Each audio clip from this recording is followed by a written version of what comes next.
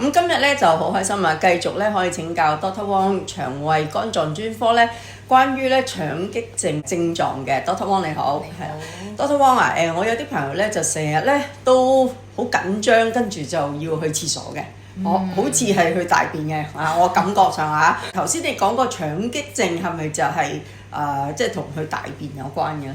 都係嘅，咁咧就係啦，腸激症或者我哋叫做腸易激綜合症啦。哇！係好多時候我哋都話佢係比較敏感啲啦，係啦，個腸係 irritable，好容易受刺激嘅。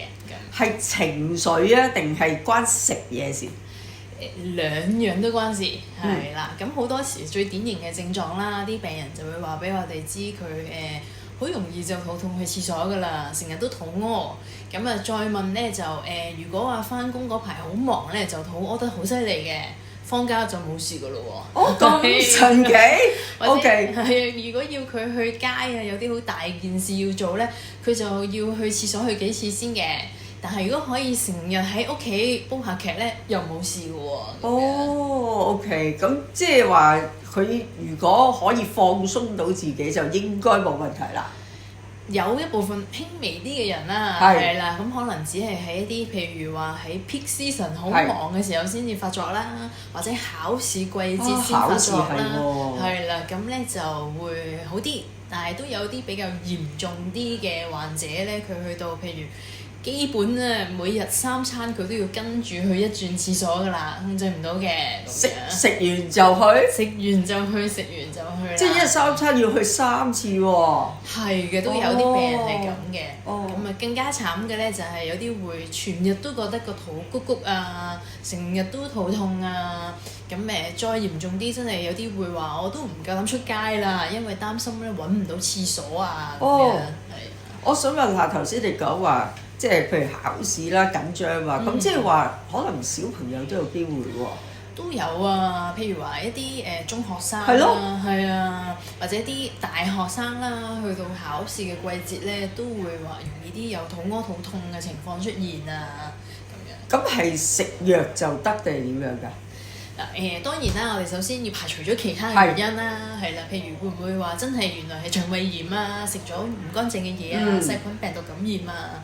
咁另外，譬如如果啲年紀比較大啲先出現發生嘅，咁我哋都要幫佢排除咗會唔會譬如話腸裡面生嘢啊，係啊，因為腸癌嘅其中一個症狀都會係呢個大便習慣改變啊、肚屙啊，或者一啲我哋講緊係啲腸炎啊、免疫系統性嘅腸炎都可以咁樣肚拖肚痛嘅。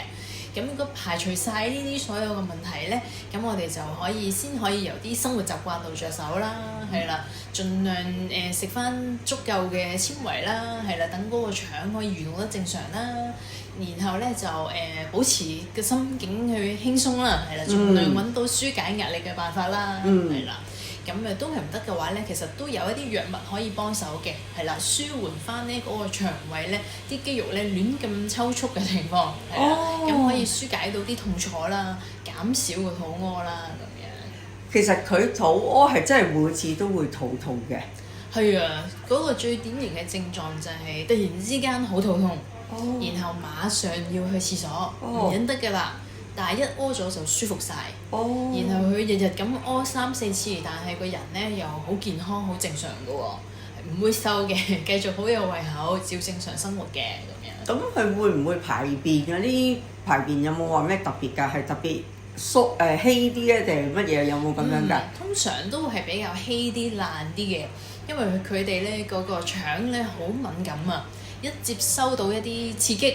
譬如話係精神緊張啊，或者一啲特別嘅食物係啦，常見啲嘅，譬如話啲乳糖啊、飲奶啊咁啦，咁一去到個腸度咧，就俾咗個信號個腸啊，我好痛好唔舒服啊，要係咁喐係咁喐，係咁喐係咁喐咧，好快咧就已經去到要屙出嚟嘅階段啦，變咗咧都吸收唔切啲水分啊咁樣，咁所以嗰啲大便咧就典型都係比較稀啲爛啲嘅，咁但係就唔會去到話令人擔心嗰啲，譬如話屙血啊、屙潺啊呢啲咁樣就唔會嘅。咁但係佢哋治療嗱，頭先因為同情緒有關嘛，即係如果佢控制唔到自己工作啊或者情緒啊，可能真係 keep 住長期要食藥嘅喎。都有啊，都有啲比較嚴重啲嘅病人咧，甚至乎咧要用到一啲咧抗焦慮啊、抗抑鬱嘅類嘅藥咧，佢先至可以舒緩到嗰個唔舒服㗎。不過起碼佢控制到，即係唔需要去咁多次大便，都唔會影響佢生活咯。都係係嘛？因為你翻工唔係份工可以俾你咁樣隨時去洗手間㗎嘛。都係譬如話學生翻學都唔可能話每一堂都去廁所啦。